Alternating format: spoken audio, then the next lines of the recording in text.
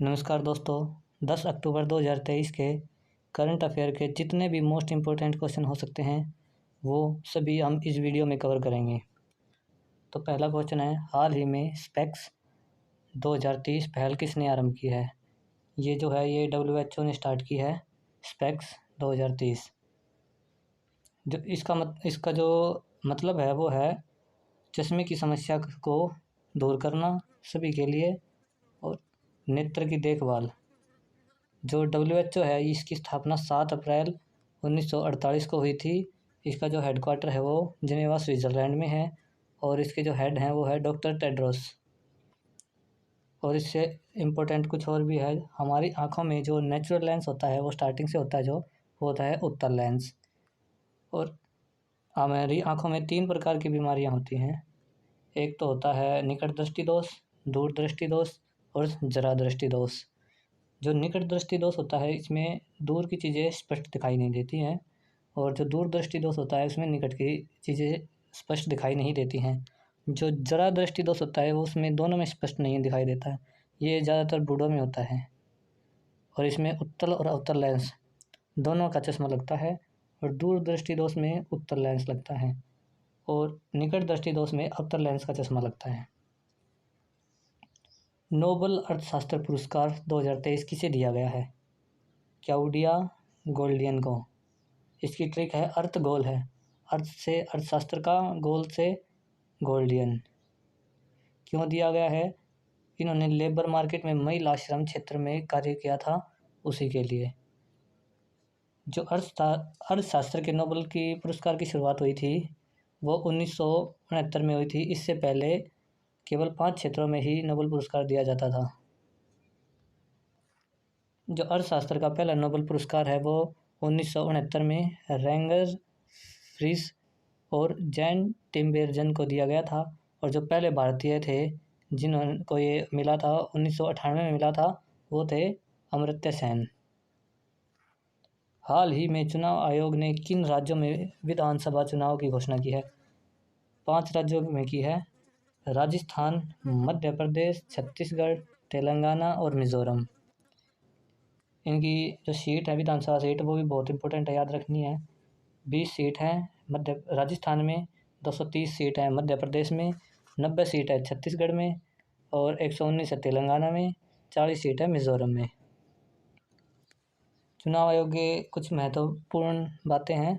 इसकी स्थापना हुई थी 25 जनवरी 1950 को, इसीलिए 25 जनवरी को चुनाव दिवस बनाया जाता है। इसके जो पहले मुख्य चुनाव आयुक्त थे वो थे सुकुमार सेन और जो वर्तमान में मुख्य चुनाव आयुक्त हैं वो हैं राजीव कुमार। और जो पहली मुख्य चुनाव आयुक्त थी वो थी रमा देवी।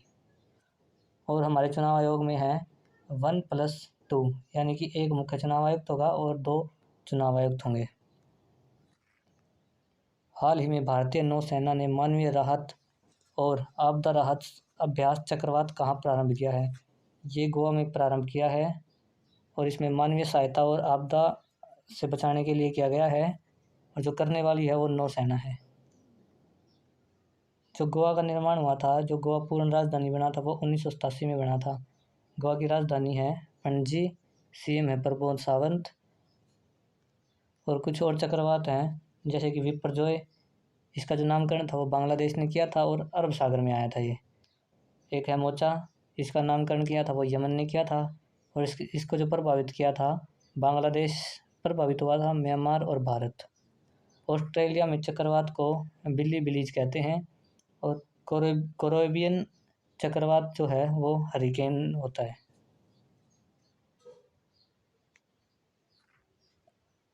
हाल ही में भारत के बाहर दुनिया के दूसरे सबसे बड़े मंदिर का उद्घाटन कहाँ हुआ है? ये USA में हुआ है। ये जो हिंदू मंदिर है न्यू जर्सी USA में हुआ है। भारत के बाहर दुनिया का दूसरा सबसे बड़ा मंदिर बनने जा रहा है।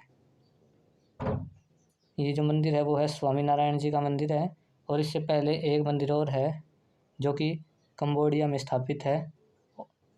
अंकोर वाट जी का मंदिर है ये, भगवान विष्णु का, और इसका निर्माण सूर्यवर्मन सेकंड ने करवाया था जो कि खमेर साम्राज्य से संबंधित थे। हाल ही में किसे राज्य को काजू का जीआई टैग मिला है? गोवा को मिला है। जीआई टैग है जो गोवा को मिला है काजू का। ओडिशा की जो मिठाई है रसबली मिठाई, और केंद्रपाड़ा का ज़िला है जो वहाँ पर बनाई जाती है। अरुणाचल प्रदेश की जो है वो खामती चावल और तांगसा वस्त्र, इनको जीआई टैग मिला है। इसके अलावा कुछ और इम्पोर्टेंट जीआई टैग हैं। बसोली पश्मीना क्राफ्ट है वो जम्मू कश्मीर का है।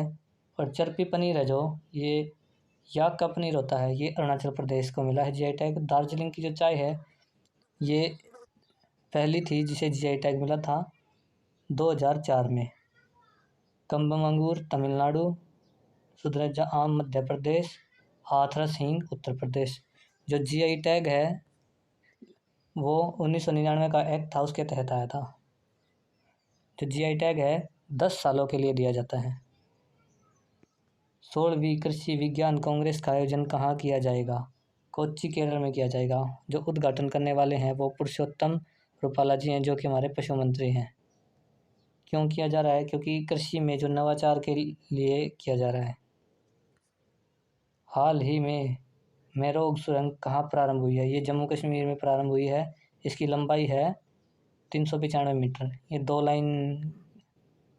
लाइन की है और इसका नाम जो है वो NH44 है और इसका पुराना नाम था वो NH7 था। ये रामबन ज़िला है जो जम्मू कश्मीर का, वहाँ पे इसका आरंभ हुआ है। मार्च 2023 में एक सुरंग बनी थी शिकुला सुरंग। ये है हिमाचल प्रदेश और लद्दाख को जोड़ती है। एक रोहतांग सुरंग है जिसका नाम अब अटल सुरंग हो गया, ये हिमाचल प्रदेश में है, 9.02 किलोमीटर। हाल ही में गंगा डॉल्फिन को किस राज्य ने जलीय जीव घोषित किया है? उत्तर प्रदेश ने किया है।